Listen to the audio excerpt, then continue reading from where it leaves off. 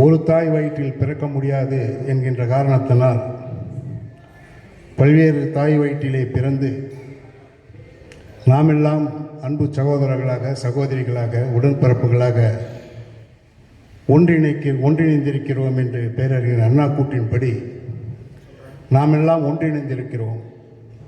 ஏனென்று கேட்டால் எடுத்துக்கொண்ட கொள்கை எப்படி, இருக்கக்கூடிய இயக்கம் அப்படி, ஏற்றுக்கொண்டிருக்கக்கூடிய இருவண்ண கொடியாம் கருப்பு சிவப்பில் நம்மை இணைத்து கொண்டு நாமெல்லாம் ஒன்றிணைந்து இந்த கழகத்தில் பணியாற்றி கொண்டிருக்கிறோம். இன்றைக்கு நான் இங்கே உட்கார்ந்திருக்கிறேன். இங்கே மேடையில் இருக்கக்கூடிய நிர்வாகிகள் எல்லாம் இருக்கிறார்கள். முன்னே நீங்கள் எல்லாம் பாகுபவர்கள் கழகத்தை தன்னை இணைத்து கொண்டு பணியாற்றி கொண்டிருக்கக்கூடிய இயக்க தோழர்கள் எல்லாம் இருக்கிறீர்கள். இங்கே நீங்கள் என்ன ஜாதி என்று எனக்கு தெரியாது, நான் என்ன ஜாதி என்று உங்களுக்கு தெரியாது. இங்கே இருப்பவர்களுடைய ஜாதி என்று யாரையும் பார்ப்பதில்லை.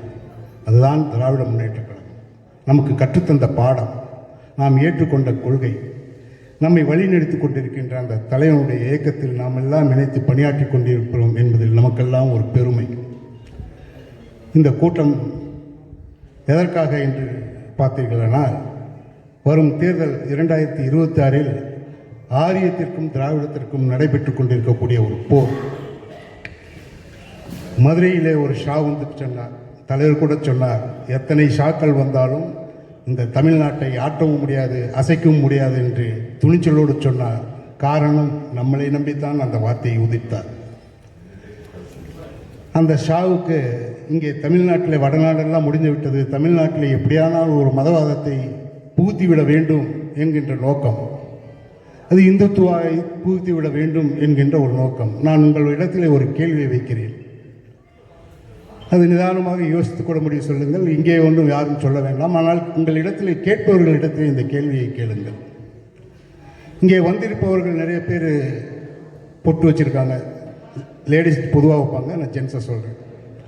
எல்லோரும் கடவுள் பேரால் வச்சுருக்காங்க. எங்கள் மேயர் கூட கயிறு கட்டியிருக்கிறாரு. அங்கே பார்த்தீங்கன்னா வெங்கடேஷ் கட்டியிருக்காரு, கிரீஷ் எல்லாம் கட்டியிருக்காங்க.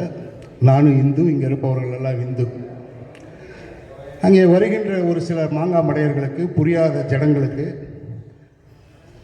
இங்கே ஏதோ திராவிட முன்னேற்றக் கழகம் இந்துக்களுக்கு எதிரான கட்சி, இந்துத்துவாவுக்கு எதிரான கட்சி, ஆகையால் நாங்கள் இந்துக்களே ஒன்று திரண்டுங்கள் இருக்கிறோம். ஒரே ஒரு சின்ன வேண்டுகோள், இங்கே இந்துக்களாக இருப்பவர்கள் மட்டும் கை தூக்குங்கள். இந்துக்கள் எல்லாம் அவங்ககிட்ட போய் கேளுங்க, அந்த மாங்காய் மடையங்கிட்ட. ஏன்னா நாங்கள்லாம் இந்துக்கள் தான், நீ சொல்கிற இந்துக்கள்னு சொல்லி இங்கே பிரிவினைவாதத்தை ஏற்படுத்த நினைக்கக்கூடிய உனக்கு நாங்கள் கேட்கின்ற கேள்வி, நீ இந்து என்று சொல்லக்கூடிய இந்து யார்? அப்போ நாங்கள் இந்து என்று சொல்லக்கூடிய இந்த இந்துக்கள் யார்? திராவிட முன்னேற்ற கழகத்திலே 90% பேர் இந்துக்களாக இருக்கிறோம். ஞாபகம் வைத்துக் கொள்ளுங்கள்.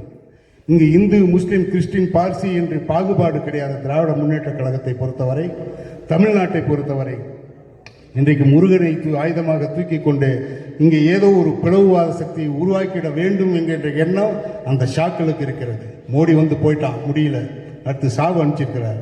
அதை இன்னொன்று, வரக்கூடியவனெல்லாம் திராவிட முன்னேற்ற கழகத்தை அழித்து விடுவேன், திராவிட முன்னேற்ற கழகத்தை ஒழித்து விடுவேன்.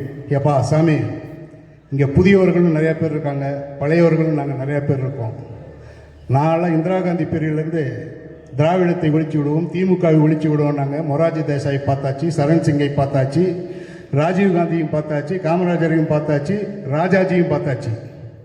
மொத்த பேரும் திராவிடத்தை திமுகவை ஒழிப்பேன் என்று சொல்றவர்களெல்லாம் கலைஞர் தலைவர் அவர்கள் மலர் வளையம் வைத்து சமாதி கட்டி அவர்களுக்கு மணிமண்டபத்தை கட்டியவர் கலைஞர் தலைவர், திராவிட முன்னேற்ற கழகம். இன்றைக்கு மோடியும் ஷாவும் வந்திருக்காங்க. எங்களுக்கு கொஞ்சம் வயசாயிடுச்சு. எங்களுக்கு முன்னாடி இருக்கக்கூடிய இளைஞர்கள் எங்களை விட புலிப்பாய்ச்சல் பாயக்கூடியவர்கள், புலியாக பாயக்கூடியவர்கள், சீரும்